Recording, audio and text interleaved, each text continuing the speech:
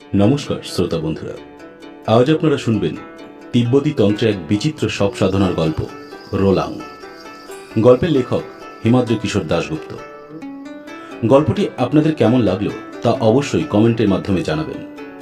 আর আমাদের গল্প যদি আপনাদের ভালো লাগে তাহলে চ্যানেলটিকে সাবস্ক্রাইব করে রাখবেন। সর্বোপরি আমাদের গল্প সার্থকতা পায় আপনাদের মতন শ্রোতা বন্ধুদের জন্য। তাই সকলকে ধন্যবাদ জানিয়ে আজকের গল্প শুরু করছি। শুরু হচ্ছে রোলাং। পাইন বনের মাথার ওপর তুষার ধবল পর্বতশৃঙ্গের আড়াল থেকে ধীরে ধীরে ভোরের আলো ছড়িয়ে পড়তে লাগলো রেশম পথের ওপর। যেমন রোদ ছড়িয়ে পড়ে হাজার হাজার বছর প্রাচীন পথের ওপর, ঠিক সেইভাবে অন্যদিন আলো ফোটার সঙ্গে সঙ্গে ড্রাম বেজে ওঠে। তার গম্ভীর শব্দ প্রতিধ্বনিত হয় আশেপাশের পর্বত শৃঙ্গগুলিতে। সেই শব্দে মঠের ছোট ছোট বাচ্চারা ঘুম ভেঙে উঠে ঘর ছেড়ে বেরিয়ে প্রার্থনার জন্য সমবেত হয় মঠের সামনে তুষারাবৃত চত্বরটাতে। শুরু হয়ে যায় মঠের দৈনন্দিন কাজ। কিন্তু আজ ড্রাম বাজল না, যদিও তুষার ঝড় থেমে গিয়েছে বেশ কিছুক্ষণ আগে। আর তারও আগে থেমেছে মেশিন গানের র্যাট র্যাট শব্দ। কিন্তু বলা যায় না, আবারও হয়তো গুলি ছুটে আসতে পারে উত্তর দিকের ওই পাহাড়গুলোর মাথার ওপর থেকে। ওটা অন্য দেশ। একসময় এ মঠের প্রায় সবাই ও দেশেই থাকত। তারপর শরণার্থী হয়ে উপস্থিত হয়েছে এ দেশে, আশ্রয় নিয়েছে এই মঠেই। তিব্বতী শরণার্থী তারা। সিল্ক রুট বা রেশম পথে চীন সীমান্তে ভারতীয় ভূখণ্ডে অবস্থিত এই লাকাং মঠ এখন তাদের আশ্রয়স্থল। সারা মঠ গতরাত জেগে কাটিয়েছে দরজা জানলা বন্ধ করে। নির্বাণের তো ঘুমানোর কোনো প্রশ্নই ছিল না। সারা রাত সে আর একজন লামা মিলে কোনো রকমে ধরে রেখেছিল রবিনকে। সারা রাত ধরে রবিন আপ্রাণ চেষ্টা করেছে তাদের হাত ছিটকে মঠ ছেড়ে সামনের চত্বরটায় বেরোবার জন্য। কখনো সে ধস্তাধস্তি করেছে, গালাগালি করেছে, কখনো বা বাচ্চা ছেলের মতো কান্নাকাটি করেছে তাকে মঠের বাইরের চত্বরটাতে যেতে দেওয়ার জন্য। তারপর শেষ রাতের দিকে মানসিক এবং শারীরিকভাবে বিধ্বস্ত ও অবসন্ন হয়ে কেমন যেন নিশ্চুপ হয়ে গিয়েছে। একদম ভেঙে পড়েছে সে।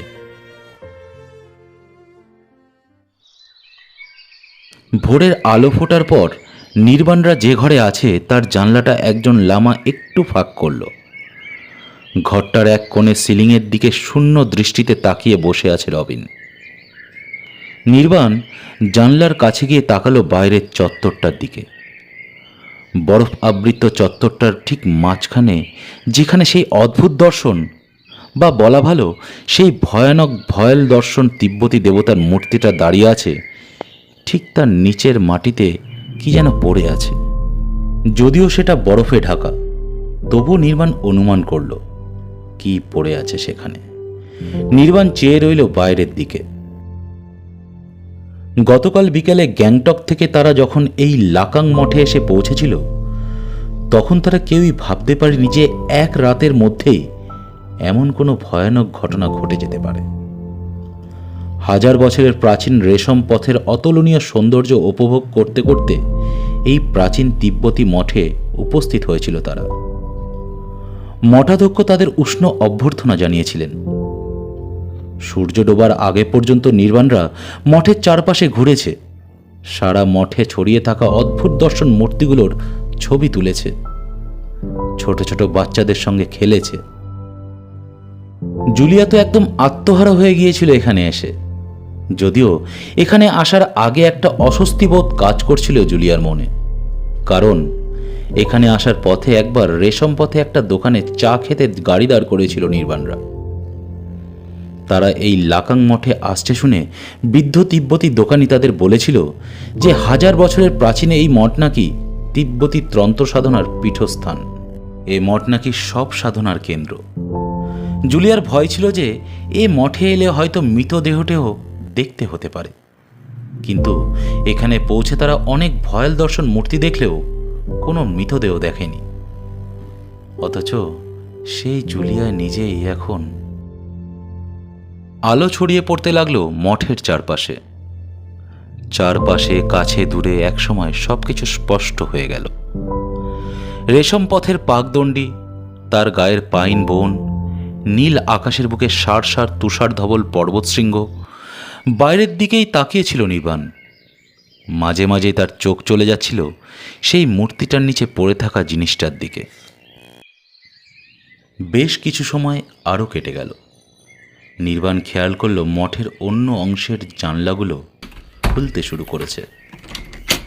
জানলার গারদ ধরে দাঁড়িয়ে থাকা লামারাও তাকিয়ে দেখার চেষ্টা করছে মূর্তির নিচে পড়ে থাকা জিনিসটাকে।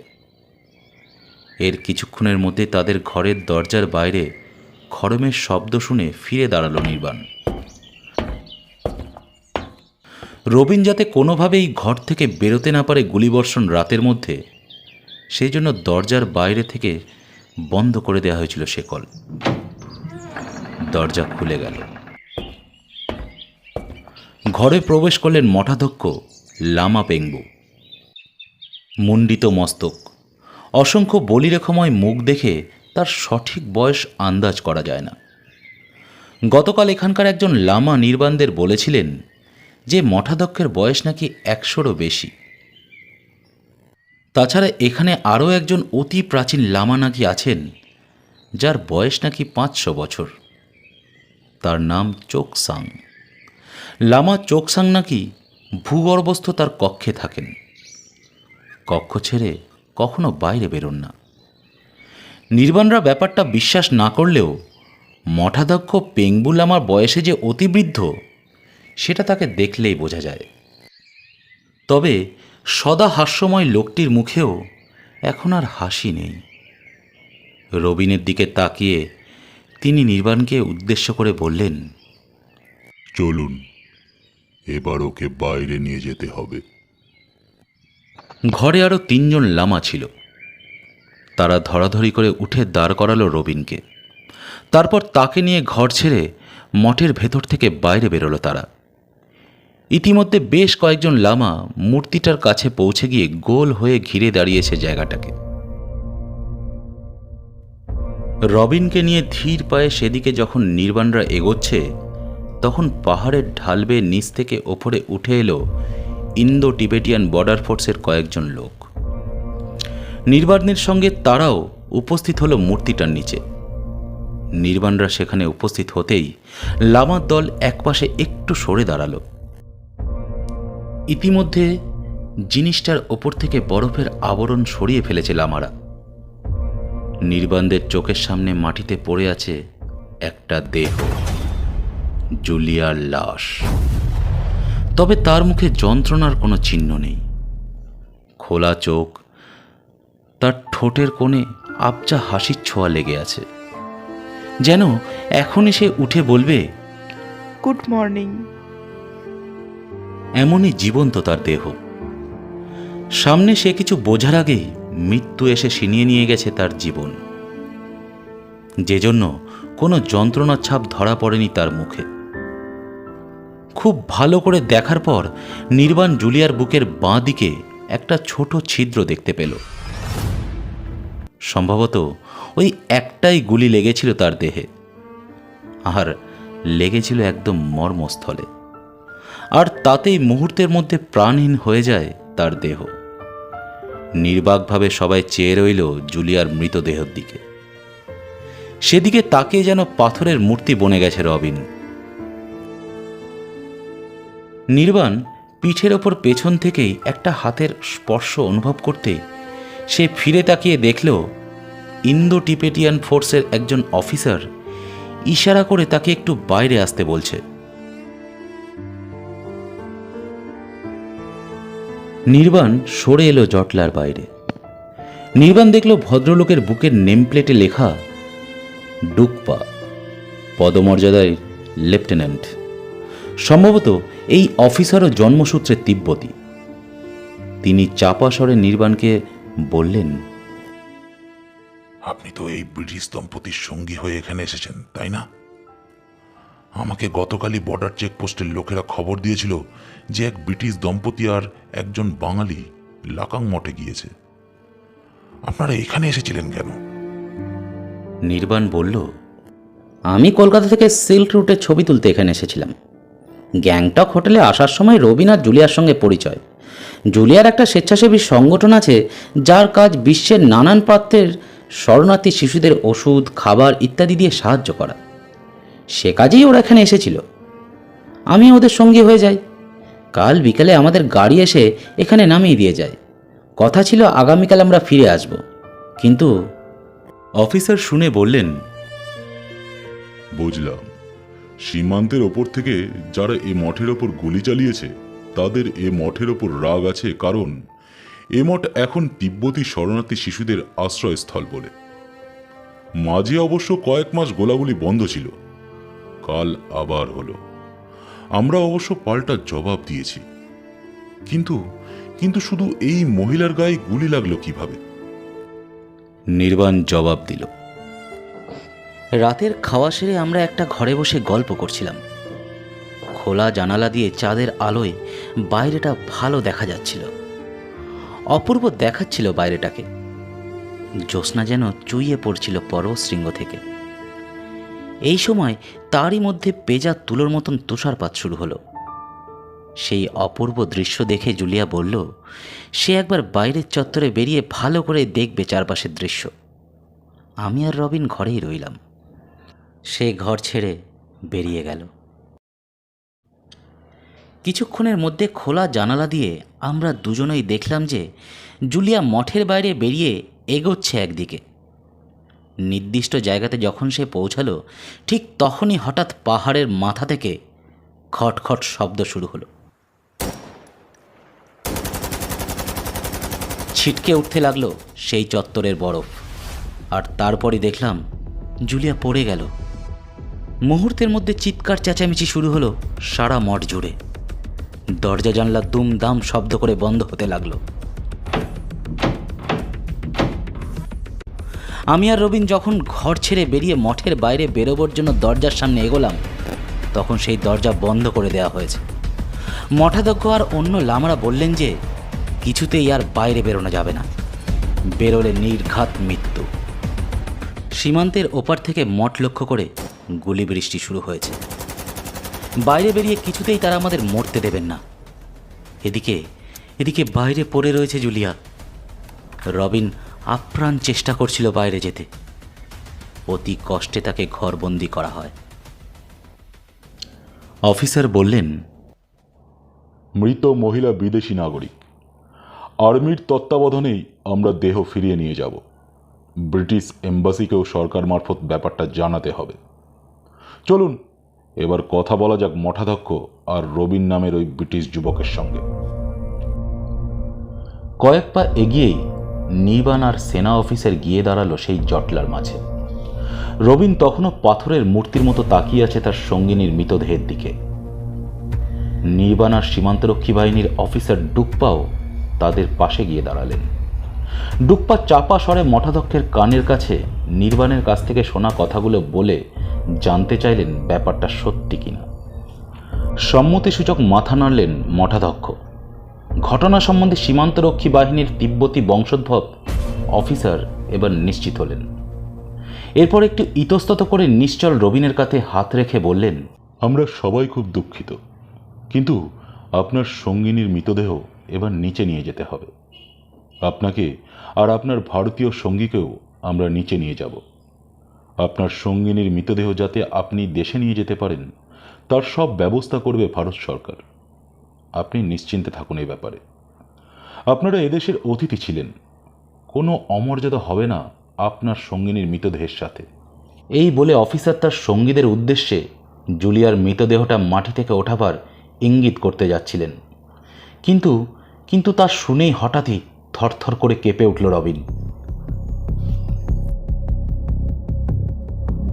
তারপর তার পাশে দাঁড়ানো মঠাধ্যক্ষ বৃদ্ধ লামা পেংবুর দুকাত ধরে চিৎকার করে বলতে লাগলো,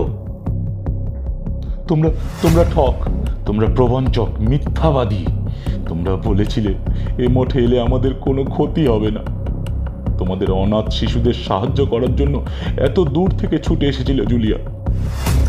তার প্রতিদান হলো এই মূর্তিটা দেখে তুমি কাল বলেছিলে এই মূর্তিটা সবাইকে রক্ষা করে। কারো কোনো ক্ষতি হতে দেয় না এই মঠে এলে। এই মঠ নাকি তন্ত্র সাধনার পীঠস্থান। সমস্ত অশুভ শক্তি দূর করে এই মঠ থেকে। তোমাদের এই মঠকে আগলে রাখেন নাকি এই তন্ত্র সাধনার দেবতা। এর মধ্যে মৃতদেহ নাকি পূর্ণ জন্ম লাভ করতে পারে। রবিনের কথা মিথ্যা নয়, সত্যি এই কথাগুলো গতকাল বিকেলে বলেছিলেন মঠাধ্যক্ষ পেঙ্গু। নির্বাণও তার সাক্ষী ছিল। এই মঠ যে একদা সত্যি তিব্বতের সব সাধনার পীঠস্থান ছিল, একথাও নির্বাণদের তখন কথা প্রসঙ্গে জানিয়েছিলেন বৃদ্ধ মঠাধ্যক্ষ পেঙ্গু। এরপর রবিন মঠাধ্যক্ষের কাঁধ ঝাঁকাতে ঝাঁকাতে বলল, তোমরা যদি মিথ্যেবাদী না হও, তোমাদের দেবতা যদি মিথ্যে না হয়, বাঁচিয়ে তোলো আমার জুলিয়াকে। বৃদ্ধ মঠাধ্যক্ষের কাঁধ ধরে পাগলের মতন ঝাঁকাতে শুরু করল রবিন। নিশ্চুপ বৃদ্ধ লামা, তার সঙ্গে অন্য লামারা, নির্বাণ, সীমান্তরক্ষী অফিসার ডুকপাও কিংকর্তব্য বিমূঢ় হয়ে দাঁড়িয়ে রইল। বৃদ্ধ মঠাধ্যক্ষের কাঁধ ঝাঁকিয়ে রবিন পাগলের মতন বলে চলেছে, অন্তত একবারের জন্য, কিছুক্ষণের জন্য তোমরা বাঁচিয়ে তোলো আমার জুলিয়াকে। তবে বুঝবো তোমাদের কথা সত্যি, তোমাদের সাধনা, তোমাদের দেবতা সত্যি। হঠাৎ একটা কণ্ঠস্বর কানে এলো সবার। না, আমাদের দেবতা মিথ্যে নয়, আমাদের সাধনা মিথ্যে নয়। চমকে উঠে সবাই তাকালো সেই কণ্ঠস্বর লক্ষ্য করে। এমনকি রবিনও থেমে গিয়ে তাকালো সেদিকে। তাদের কিছুটা তফাতে তখন যেন এসে দাঁড়িয়েছে এক বৃদ্ধ লামা। তারও মুন্ডিত মস্তক, লোল চমড়াবৃত দেহ, পরনে সামান্য রক্তবস্ত্র। নির্বাণ খেয়াল করল যে দীর্ঘদিন না কাটার ফলে তার হাতের নখগুলো পুরু হয়ে বাজপাখির নখের মতো বেঁকে গিয়েছে। তবে অতি বৃদ্ধ হলেও তার চোখের জ্যোতিটা খুব উজ্জ্বল। নির্বাণের মনে হলো, এই কি তবে সেই ওই মঠের অতি প্রাচীন লামা? এই কি সেই চোংসাং? মঠাধ্যক্ষ সহ সবাই তাকে দেখা মাত্র মাথা নিচু করে দাঁড়ালো। রবিন তার দিকে তাকিয়ে কিছুক্ষণ নিশ্চুপ থাকার পর বলে উঠল, পারবে তুমি আমার জুলিয়ার প্রাণ ফিরিয়ে দিতে, অন্তত কিছুক্ষণের জন্য। অতি বৃদ্ধ লামা ধীর শান্ত কণ্ঠস্বরে বললেন, হ্যাঁ পারবো, অন্তত আজ রাতের জন্য হলেও পারবো। কিন্তু তুমি এই মৃতের পুনরুত্থান সহ্য করতে পারবে তো? রবিন সঙ্গে সঙ্গে বলে উঠল, হ্যাঁ পারবো, নিশ্চয়ই পারবো।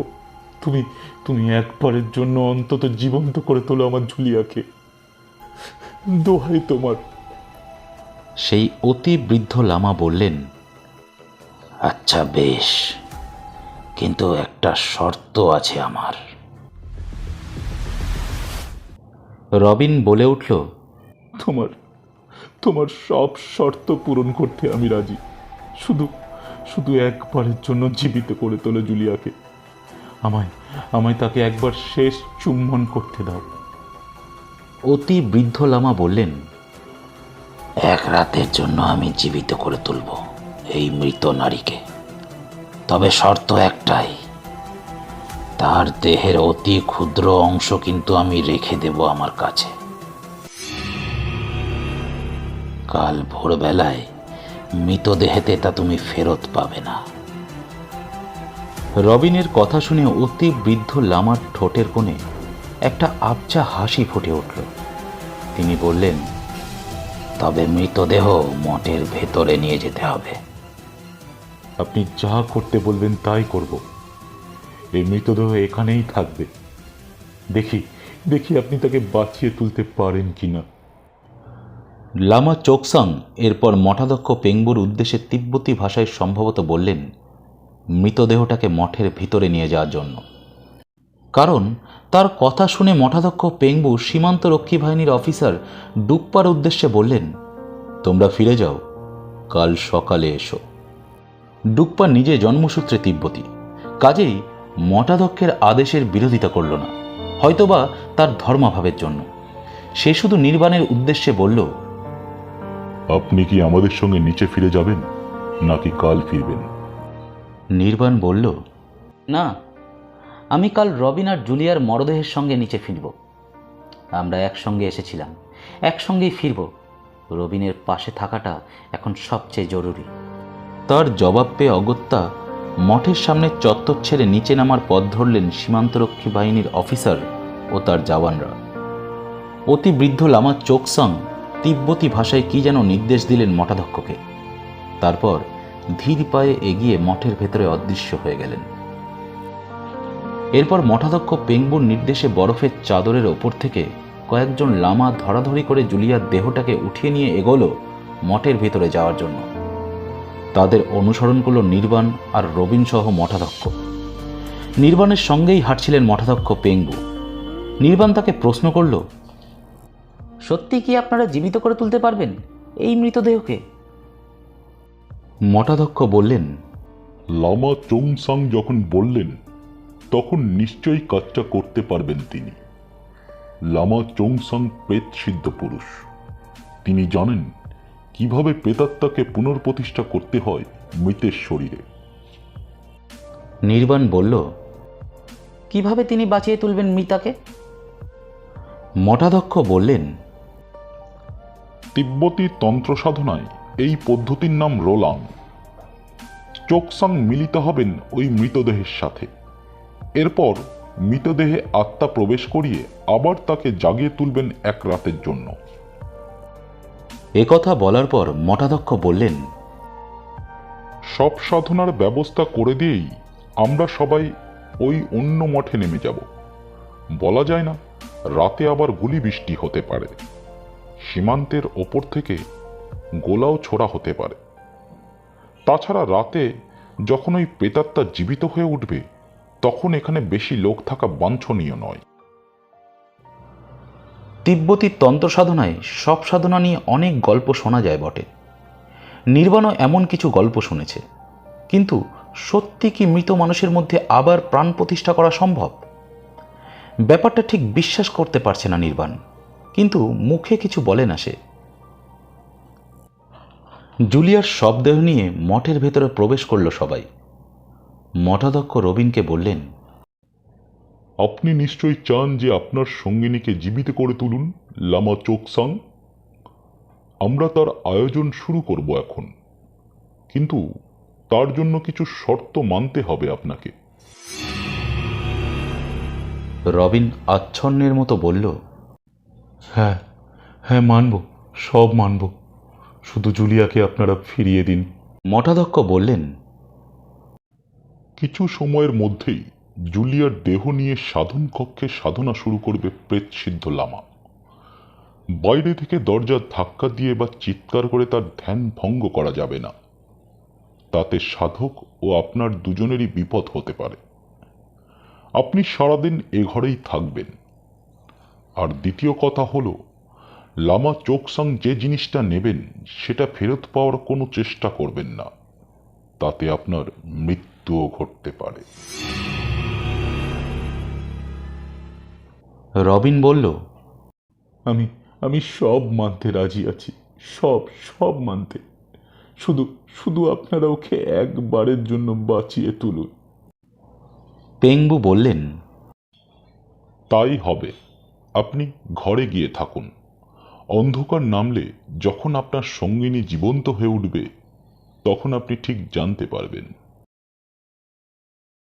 বিধ্বস্ত রবিন টলতে টলতে চলে গেল মঠের ঘরে, যে ঘরে তারা রাত কাটিয়েছিল। আর মঠাধ্যক্ষ পেংবুর নির্দেশে জুলিয়ার মৃতদেহটাকে অন্য লামারা নিয়ে চলল সাধন কক্ষের দিকে।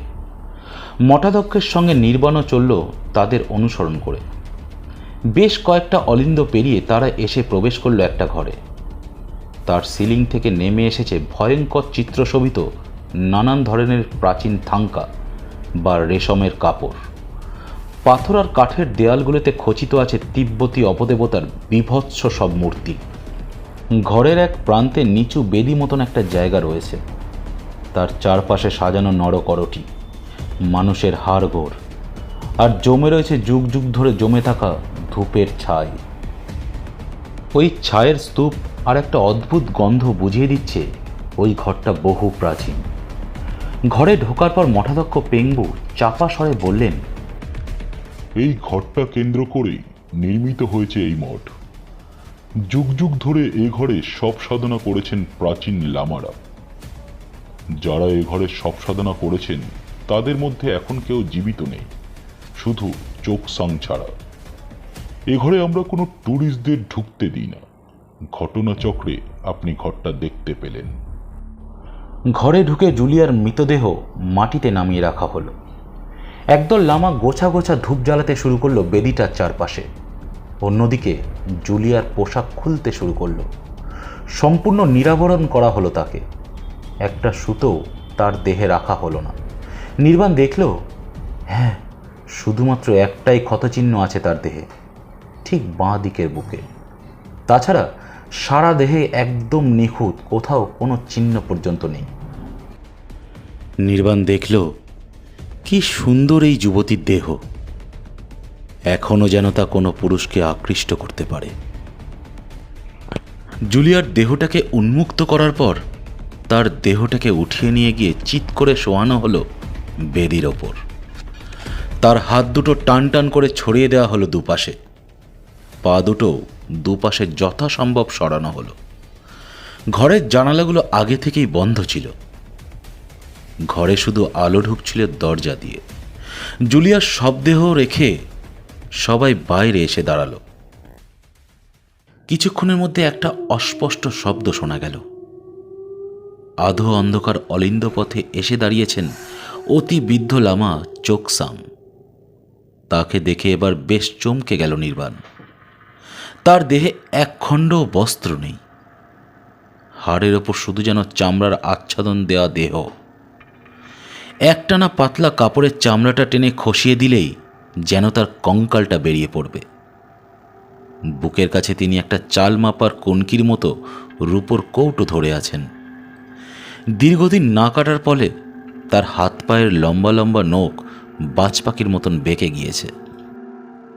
কিন্তু এই অতি বৃদ্ধ লামার দেহে পোশাক নেই কেন? জুলিয়ার দেহ তো নিরাবরণ করা হলো, তবে মঠাধ্যক্ষের বলা মিলিত হওয়া কথাটার মানে কি সঙ্গম?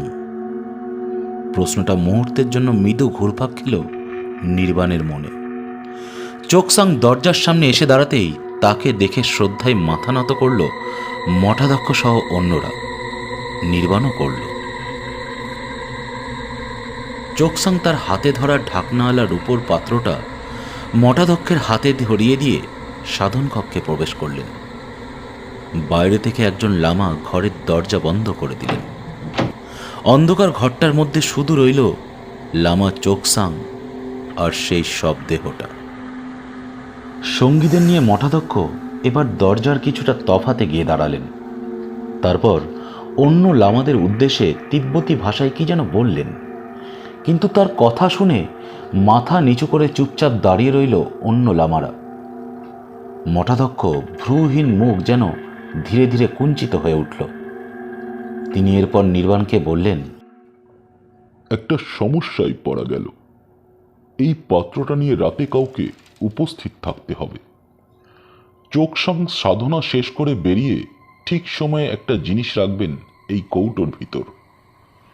কিন্তু প্রচলিত নিয়ম হলো যে এই কৌটোটা রাতে যে ধারণ করবে তাকে এই কৌটোটা সূর্যোদয়ের পর মঠে রেখে এই মঠ ছেড়ে চলে যেতে হবে। তিনি আর কোনোদিন মঠে প্রবেশ করতে পারবেন না। নির্বাণ জানতে চাইল, এ নিয়ম কেন? মঠাধ্যক্ষ বললেন, কারণ এর ভিতর বৃদ্ধ লামা যে জিনিসটা রাখবেন তার অসীম ক্ষমতা। যেই পাত্রটা ধারণ করবে সে যাতে ভবিষ্যতে জিনিসটা হস্তগত করার চেষ্টা না করে, তার প্রতি লোভ না করে, সেজন্য এ প্রথা চলে আসছে। কাজেই স্বাভাবিক নিয়মে এখানে উপস্থিত লামারা কেউ এ মঠের প্রবেশাধিকার হারাতে চান না। নির্বাণ ব্যাপারটা শুনে আশ্চর্য হয়ে বলল, আচ্ছা, আমি যদি কৌটোটাকে নিয়ে আজ রাতে এখানে থাকি, আমি তো আর কোনোদিন এই মঠে ফিরে আসবো না। বৃদ্ধ মঠাধ্যক্ষ কিছুক্ষণ স্থির দৃষ্টিতে চেয়ে রইলেন নির্বাণের দিকে। তারপর বললেন, আপনার সাহস আছে? ওই মহিলার মৃতদেহ যখন জীবন্ত হয়ে চলাফেরা করবে তখন আপনি সে দৃশ্য সহ্য করতে পারবেন তো? মৃতদেহ যে সত্যি জীবন্ত হয়ে উঠতে পারে সে কথা বিশ্বাস হয় না নির্বাণের। তবে রাতে কি ঘটতে চলেছে তার সাক্ষী হতে চায় সে। তাছাড়া রবিনকে এ অবস্থায় মঠে রেখে যাওয়া ঠিক নয়। তাই সে বলল, হ্যাঁ, আমি পারবো। আপনি ওটা আমার হাতে দিন। লামা আর কোনো উপায় না দেখে নির্বাণের হাতে কৌটোটা তুলে দিয়ে বললেন, সাধনা শেষ করে ঘর ছেড়ে বেরিয়ে আপনাকে ঠিক সময়ে চোকসাং ডাকবেন। আপনি সঙ্গে সঙ্গে মুখের কাছে কৌটোটা ধরবেন। চোকসাং কৌটোর ভিতরে জিনিসটা মুখ থেকে রাখলেই সঙ্গে সঙ্গে কৌটোর মুখ বন্ধ করে দেবেন। কোনোভাবেই আর কৌটোর মুখ খুলে জিনিসটা দেখার চেষ্টা করবেন না, তাহলে আপনার বিপদ হবে, মৃত্যুও হতে পারে। কাল ভোরে এসে আমি কৌটোটা নেব। নির্বাণ প্রশ্ন করল, লামা কি রাখবেন এই কৌটোতে? মঠাধ্যক্ষ বললেন, তা আপনাকে এখন বলা যাবে না। চোকসাং জিনিসটা কৌটোতে রাখার সময় যদি দৈবাত জিনিসটা আপনি দেখতে পারেন তখন চিনলে চিনবেন, নচেত নয়। আবারও আপনাকে সাবধান করছি, জিনিসটা রাখার পর কৌটো খুললে বিপদ হবে। এবার ঘরে ফিরে যান, আমরাও মঠ ত্যাগ করব।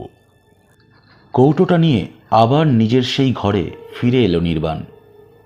ঘরের মেঝেতে আচ্ছন্নের মতন শূন্য দৃষ্টিতে বসে আছে রবিন। সে কোনো কথা বলল না, নির্বাণও তাকে বিরক্ত করল না। সে গিয়ে দাঁড়ালো জানলার ধারে। কিছুক্ষণের মধ্যে সে দেখতে পেল ছোট ছোট শিশুদের নিয়ে লামারা সার বেঁধে নিচে নেমে যাচ্ছে। জনশূন্য হয়ে গেল মঠ। রয়ে গেল তারা 4 জন, 3 জন জীবন্ত মানুষ আর একটা লাশ। সারাটা দিন বলতে গেলে সে ঘরেই কেটে গেল নির্বাণের। রবিন সারাদিন পাথরের মূর্তির মতন বসে রইল মেঝেতে। নির্বাণ তাকে বিস্কিট আর জল খাওয়াতে গেলে শুধু বোতল থেকে কয়েক ঢোক জল খেল রবিন। তারপর অস্পষ্টভাবে শুধু একবার জানতে চেয়েছিল, জুলিয়া আবার প্রাণ ফিরে পাবে তো? সঙ্গিনী হারা বিপর্যস্ত রবিনকে আশ্বস্ত করার জন্য নির্বাণ শুধু জবাব দিয়েছিল, লামারা তো তাই বলছেন। জুলিয়ার মরদেহ নিয়ে ধ্যানে বসেছেন লামা চোকসাং। অন্ধকার নামার পর তিনি এক রাতের জন্য ফিরিয়ে দেবেন জুলিয়ার প্রাণ। মাঝে অবশ্য শেষ দুপুরে একবার কিছুক্ষণের জন্য সেই ঘর ছেড়ে বেরিয়েছিল নির্বাণ। অলিন্দ পেরিয়ে সে উপস্থিত হয়েছিল সেই সাধন কক্ষের আসনের সামনে। দরজা আগের মতোই বন্ধ ছিল, কিন্তু সেখানে পৌঁছতেই কেমন যেন অস্বস্তিবোধ শুরু হলো নির্বাণের। শূন্য এ মঠে কোথাও কোনো শব্দ নেই। নির্বাণের মনে হচ্ছিল সেই দরজার বাইরে আশেপাশের দেয়ালের গায়ে পাথর বা কাঠখোদাইয়ের মূর্তিগুলো যেন তাকে চারপাশ থেকে তাকিয়ে তাকিয়ে দেখছে। কিংভূত কিমাকার বিভৎস সব মূর্তি। অস্বস্তি এড়াতে নির্বাণ ফিরে এসেছিল ঘরে। অন্ধকারটা এদিন যেন বেশ তাড়াতাড়ি নামল রেশম পথের সেই প্রাচীন তিব্বতী গুম্ফার বাইরে। বিকেল হতে না হতে নির্বাণ জানলার কাছে দাঁড়িয়ে দেখল আকাশটা যেন কেমন মেঘাচ্ছন্ন হয়ে গেল, আর তার সঙ্গে ঝিরিঝিরি তুষারপাত শুরু হলো। ধীরে ধীরে অন্ধকার নেমে আসতে লাগলো এই অচেনা অজানা পরিবেশের বুকে।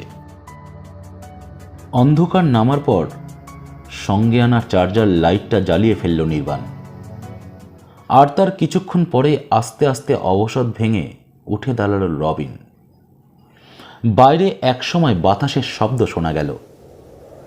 সেই বাতাস হয়তো বা মেঘকে সরিয়ে দিল।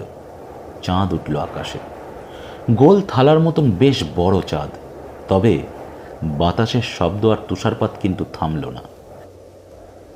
নির্বাণ জানলার সামনে দাঁড়িয়ে দেখতে লাগলো সেই সব দৃশ্য। আর রাত যত বাড়তে লাগলো ততই যেন উত্তেজনা পেয়ে বসতে লাগলো রবিনকে। অস্থিরভাবে সে ঘরের এ মাথা থেকে ও মাথা পায়চারি শুরু করলো। বিড়বিড় করে বলতে লাগলো, আর কতক্ষণ, আর কতক্ষণ? জুলিয়া, জুলিয়া তুমি ফিরে আসবে তো? জুলিয়া ফিরে আসতে পারে নির্বাণ একথা বিশ্বাস করলেও শেষ পর্যন্ত ব্যাপারটা কি ঘটে তা দেখার ব্যাপারে নির্বাণের কৌতূহলের সীমা নেই। মাঝে মধ্যে সে তার কোটের পকেটে রাখা কৌটোটার অস্তিত্ব হাত দিয়ে অনুভব করতে লাগলো আর প্রতীক্ষা করতে লাগলো কখন তাদের ডাক আসে। রাত ক্রমেই বেড়ে চলল। 7টা, 8টা, 9টা, আর তার সঙ্গে সঙ্গে বেড়ে চলল তাদের উত্তেজনা আর বাইরের বাতাস আর তুষারপাত। এ এক অসহনীয় প্রতীক্ষা। রূপোর কৌটোটা কোটের পকেট থেকে বারবার বের করে নাড়াচাড়া শুরু করল নির্বাণ। তবে শেষ পর্যন্ত প্রতীক্ষার অবসান হলো। কোথায় যেন প্রথমে একটা অস্পষ্ট শব্দ হলো, তারপর ধীরে ধীরে একটা পদশব্দ এগিয়ে এসে থামল দরজার বাইরে। আর উৎকণ্ঠা সহ্য হচ্ছিল না রবিন আর নির্বাণের। সঙ্গে সঙ্গে দরজা খুলল রবিন। বাইরে দাঁড়িয়ে আছেন লামা চোকসাং। তার একটা হাতে বেশ বড় একটা প্রদীপ জ্বলছে। সেই আলো ছড়িয়ে পড়েছে লামার মুখমণ্ডলে। সে মুখের দিকে তাকিয়ে একটা অদ্ভুত জিনিস খেয়াল করল নির্বাণ। লামার গাল দুটো একবার এপাশ অন্যবারে ওপাশে ফুলে উঠছে। ওভাবে লামা গাল ফুলিয়ে নাচাচ্ছে কেন? ভালো করে লামার মুখের দিকে তাকিয়ে নির্বাণের পর মুহূর্তে মনে হলো লামা আসলে গাল নাচাচ্ছে না, তার মুখের ভিতর কিছু একটা আছে, আর সেটাই লামার মুখের ভেতর থেকে বাইরে বেরোবার আপ্রাণ চেষ্টা করছে। আর তারই ধাক্কায় অতি বৃদ্ধ লামার চর্মসার গাল ফুলে উঠছে। মুখের ভিতর কি ধরে রেখেছেন লামা? জীবন্ত কিছু কি? নির্বাণ কোনো বইতে পড়েছিল যে অনেক সন্ন্যাসী নাকি মুখে জীবন্ত কই মাছ পুড়ে কৃচ্ছ সাধন করে তপস্যা করেন, তেমন কিছু কি? বৃদ্ধ লামাকে দেখার পর রবিন বলে উঠল, কোথায় কোথায় জুলিয়া কোথায়? হাতের ইশারায় চোকসাং অনুসরণ করতে বললেন তাকে। প্রদীপের আলোয় ধীর পায়ে অন্ধকার অলিন্দগুলো দিয়ে এগোতে লাগলেন তিনি। সেই ম্লান আলোয় প্রাচীন মঠের দেওয়ালের গায়ে পড়া নিজেদের ছায়াগুলো যেন অদ্ভুত মনে হতে লাগলো। বিশেষত শীর্ণ উলঙ্গ চোকসাংয়ের ছায়াটা দেখে মনে হতে লাগলো ঠিক যেন একটা কঙ্কালের ছায়া।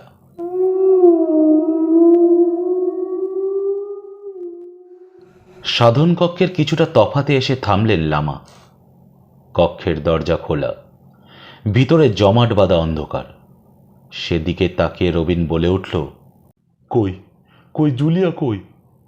রবিন প্রশ্নটা করার সঙ্গে সঙ্গে একটা অস্পষ্ট গোঙানির শব্দ ভেসে এলো ঘরের ভেতর থেকে।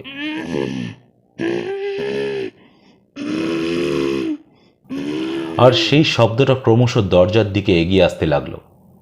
এরপর অন্ধকার ঘরের ভেতরে যে আত্মপ্রকাশ করলো তাকে দেখে নির্বাণের এতদিনের বিশ্বাস অবিশ্বাস সব মাথায় এলোমেলো হয়ে গেল। হ্যাঁ, ঘরের বাইরে যে এসে দাঁড়িয়েছে সে জুলিয়া। সম্পূর্ণ নগ্ন দেহ তার। বুকের মধ্যে গুলির ছিদ্রটা এখনো দেখা যাচ্ছে, আর একটা ক্ষীণ রক্তধারা যেন তার মুখের কষ গড়িয়ে নামছে। তবে কি লামা সত্যি তার মৃতদেহে আত্মাকে প্রতিষ্ঠিত করেছেন? কিন্তু কিন্তু এ কি করে সম্ভব? নির্বাণ তার মনকেই বলে আপ্রাণ প্রবোধ দেওয়ার চেষ্টা করলো যে হয়তো জুলিয়া তখনও মরেনি, আর সেটা বুঝতে পেরেছিলেন লামা। তারপর বন্ধ ঘরে কোনো ওষুধ বা অন্য কিছুর সাহায্যে তার জ্ঞান ফিরিয়ে তাকে উঠে দাঁড় করিয়েছেন। জীবন্ত জুলিয়াকে দেখে কয়েক মুহূর্তের জন্য হতবাক হয়ে গেছিল রবিন। তারপর সে ছুটে গিয়ে জুলিয়াকে জড়িয়ে ধরে বলতে লাগলো, তুমি তুমি বেঁচে আছো জুলিয়া? তুমি সত্যিই বেঁচে আছো? চলো চলো, আমরা এখনই বেরোবো। এই ভয়ঙ্কর জায়গা, এই দেশ ছেড়ে দেশে ফিরে যাব। লামার কয়েক পা তফাতে দাঁড়িয়েছিল নির্বাণ। লামার মুখের ভেতরে সেই জিনিসটা যেন তার গাল ফুঁড়ে বাইরে বেরিয়ে আসতে চাইছে। বৃদ্ধ লামা আর সেটাকে মুখের ভেতর ধরে রাখতে পারছেন না। মুখ লাল হয়ে উঠেছে তার। চোখের কোটর থেকে মণি দুটো যেন ঠিকরে বেরিয়ে আসতে চাইছে। আলিঙ্গনরত রবিন আর জুলিয়ার দিক থেকে নির্বাণ দৃষ্টি ফেরালো লামা চোকসাংয়ের দিকে। চোকসাং নির্বাণের হাতে ধরা কৌটোটার দিকে তাকিয়ে তাকে কাছে ডাকলেন। ওদিকে তখন রবিন জুলিয়াকে জাপটে ধরে বলছে, জুলিয়া, জুলিয়া, তোমার কি খুব কষ্ট হচ্ছে? কোথায় কষ্ট? কিসের কষ্ট আমাকে বলো। নির্বাণ লামার নির্দেশ পালন করে তার কাছে এগিয়ে গিয়ে কৌটোটার ঢাকনা সরালো। লামা ঝুঁকে পড়ে কৌটোটার ভেতরে জিনিসটা রাখতে যাচ্ছিলেন। ঠিক সেই সময় রবিন চিৎকার করে বলে উঠল, জুলিয়া, জুলিয়া, তোমার ক্ষতি কে করলো? কে করলো তোমার এই ক্ষতি? তার চিৎকার শুনে চমকে উঠে নির্বাণ আর লামা চোকসাং ফিরে তাকালো আলিঙ্গনরত যুগলের দিকে। রবিনের প্রশ্নের জবাবে জুলিয়া করুণ স্বরে গুঙিয়ে উঠে হাতের ইশারায় দেখিয়েছিল চোকসাংকে। আর সঙ্গে সঙ্গে জুলিয়াকে ছেড়ে রবিন লামার উদ্দেশ্যে চিৎকার করে বলে উঠল, শয়তান, তুই এত বড় ক্ষতি কেন করলি জুলিয়ার? একথা বলে সে ছুটে এসে সজোরে ঘুষি মারল জীর্ণ লামার পেটে। লামার হাত থেকে খসে পড়ল প্রদীপটা, আর ঘুষির আঘাতে চোকসাংয়ের মুখ ফাঁক হয়ে কি যেন একটা ছোট্ট জিনিস সোজা ছিটকে বেরিয়ে কাকতালীয়ভাবে সোজা ঢুকে পড়ল সামনে দাঁড়িয়ে থাকা নির্বাণের জামার ভেতর। বাতিটা পড়ে নিভে গিয়েছে। চারপাশে একটা ঝটাপটি শুরু হলো অন্ধকারের মধ্যে। নির্বাণের জামার ভেতর জিনিসটা বাইরে বেরোবার জন্য ছটফট করছে। নির্বাণ অন্ধকারের মধ্যে নিজের জামার ভেতরে হাত ঢুকিয়ে জিনিসটা খপ করে ধরে ফেলল। জিনিসটাকে ধরে তার মনে হলো সেটা ছোট মাছের মতো কিছু একটা হবে। মাছের মতোই সেটা পিচ্ছিল আর ঠান্ডা। তার হাতের মুঠির মধ্যে ছটফট করছে জিনিসটা। হঠাৎ একই সঙ্গে অন্ধকারে আর্তনাদ করে উঠল লামা আর রবিন। আর তার পর মুহূর্তে শোনা গেল নারী কণ্ঠে রক্ত জল করা এক অদ্ভুত হাসি।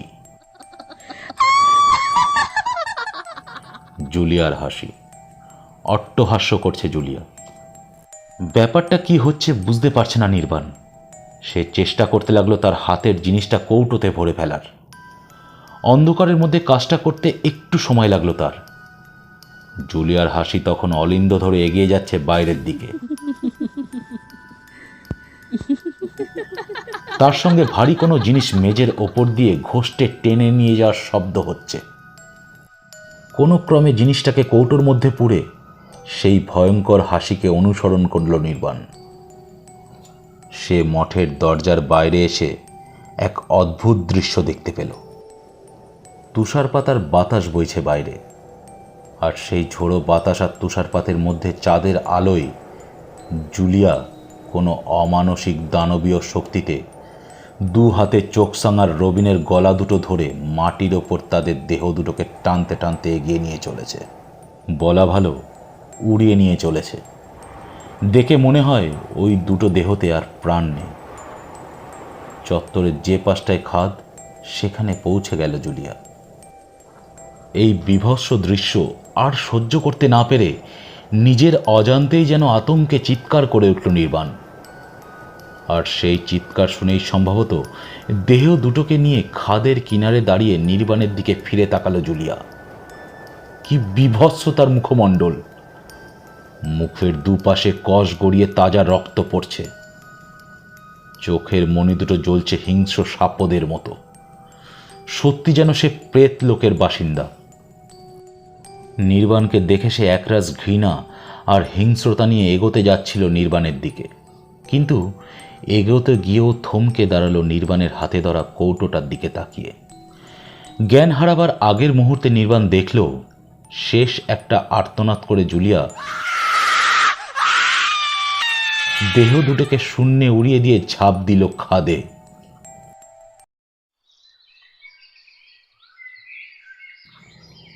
3 দিন পর সকালে আর্মি হাসপাতালের জানলার সামনে দাঁড়িয়েছিল নির্বাণ। সেই টিবেটিয়ান সীমান্ত বাহিনীর অফিসার ঘটনার পরের দিন ভোরে মঠ চত্বর থেকে তুষারে প্রায় চাপা পড়া অচৈতন্য নির্বাণকে উদ্ধার করে এই হাসপাতালে এনে ভর্তি করেন। তার জ্ঞান ফিরতে আরও একদিন সময় লেগেছিল, তবে এখন সে সুস্থ, আর একটু পরেই তাকে ছেড়ে দেওয়া হবে। কাঠের তৈরি হাসপাতালের দোতলার জানলার বাইরে তাকিয়েছিল নির্বাণ। তার জানলার ঠিক নিচে বয়ে যাচ্ছে নাম না জানা এক পাহাড়ি নদী। ওপর থেকে রেশম পথের পাকদণ্ডিও চোখে পড়ছে।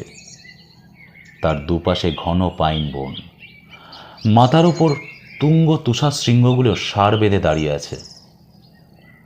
আরও দূরে যেখানে রেশম পথের পাকদণ্ডিগুলো ওপর দিকে উঠে ঘন কুয়াশার আড়ালে হারিয়ে গিয়েছে, সেদিকে তাকিয়ে নির্বাণ ভাবছিল হয়তোবা এই কুয়াশার আড়ালেই কোথাও দাঁড়িয়ে আছে সেই প্রাচীন মঠ, যেখানে রয়ে গেল রবিন আর জুলিয়া, আর তার দেখা সেই ভয়ঙ্কর ঘটনার স্মৃতি। সে স্মৃতিকে অবশ্য মন থেকে মুছে ফেলতে চায় নির্বাণ।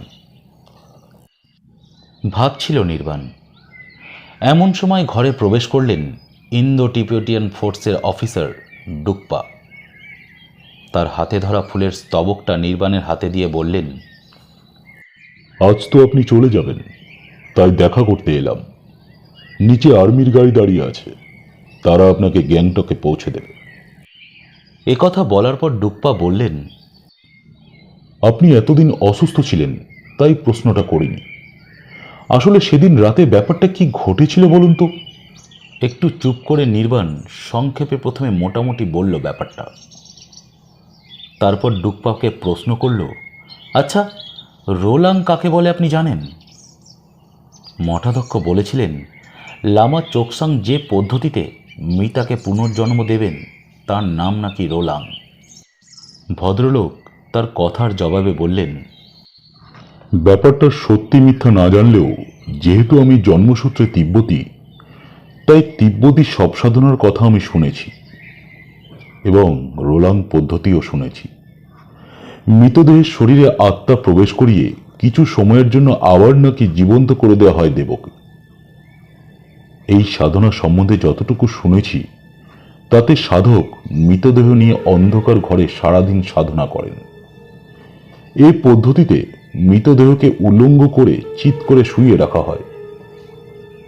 তার উপর সাধক শুয়ে পড়েন মৃতের প্রত্যেকটা অঙ্গের সঙ্গে অঙ্গ মিলিয়ে। মৃতদেহ যদি নারীর হয় তবে সাধক লিঙ্গ প্রবেশ করান মৃতের যোনিতে। তারপর মৃতের মুখে মুখ লাগিয়ে সাধক বীজ মন্ত্র জপ করতে থাকেন। ভদ্রলোক একটু থেমে আবার বলতে শুরু করলেন, একসময় মন্ত্রের জোরে মৃতদেহে আত্মা প্রবেশ করে। দেহটা জীবন্ত হয়ে উঠে সাধককে ছিটকে ফেলতে চায় তার ওপর থেকে। এই সময় যখন সেই সবাত্মা জীব বার করে তখন সেই সাধক কামড়ে ধরে সেই জীব কেটে নিজের মুখে নিয়ে নেন। সেই জীব নাকি জীবন্ত, তার মধ্যেই আত্মার ক্ষতিকর শক্তি আবদ্ধ থাকে। জীবটাকে এরপর পুড়ে ফেলতে হয় মন্ত্রপুত পাত্রে, যা পরে শুকিয়ে তন্ত্র সাধনার কাজে ব্যবহার করা হয়। যার কাছে ওই জীবের পাত্র থাকে কোনো আত্মা নাকি তার ক্ষতি করতে পারে না, কিন্তু কোনোভাবে সেই জীব পাত্রে ভরার আগে সাধকের মুখ থেকে যদি পড়ে যায় তবে সেই মুহূর্তে সাধকের নিয়ন্ত্রণ চলে যায় ওই পুনরুত্থিত মৃতদেহের ওপর থেকে। মৃতদেহ তখন সমূর্তি ধারণ করে, হিংস্র হয়ে ওঠে এবং সেই প্রেতাত্মা হত্যা করে সাধক ও অন্যদের। নির্বাণের প্রশ্নের উত্তর জানিয়ে তার কাছ থেকে বিদায় নিয়ে ঘর ছেড়ে চলে গেলেন ডুকপা। নির্বাণকেও এবার বেরোতে হবে। কিছুক্ষণের মধ্যেই পোশাক বদলে নিল সে। একজন হাসপাতাল কর্মী তার কোটটা দিয়ে গিয়েছিল। সেটা গায়ে দিয়ে কোটের পকেটে হাত দিতেই নির্বাণের হাত ঠেকল একটা জিনিসে। সেটা বার করেই চমকে উঠল নির্বাণ। সেই রূপোর কৌটোটা। নিশ্চয়ই কৌটোটা তার দেহের পাশে পড়ে থাকতে দেখে তার কোটের পকেটে ভরে দিয়েছিল কেউ। মুহূর্তের মধ্যে নির্বাণের মনে পড়ে গেল সব ঘটনা। তার দেহের ভেতর খেলা করছে, লাফাচ্ছে মাছের মতন পিচ্ছিল ঠান্ডা একটা জিনিস। লামার চোখসাঙের মুখ থেকে বেরিয়ে আসা কামড়ে ছিঁড়ে আনা পেতাত্তা জুলিয়ার জীবন্ত জীব। ব্যাপারটা মনে পড়তেই কেঁপে উঠল নির্বাণ। তারপর জানলার কাছে এগিয়ে গিয়ে ঢাকনা বন্ধ ছোট্ট রূপোর পাত্রটা নিচে নদীতে ছুঁড়ে ফেলে দিয়ে ফেরার জন্য ঘর ছাড়ল।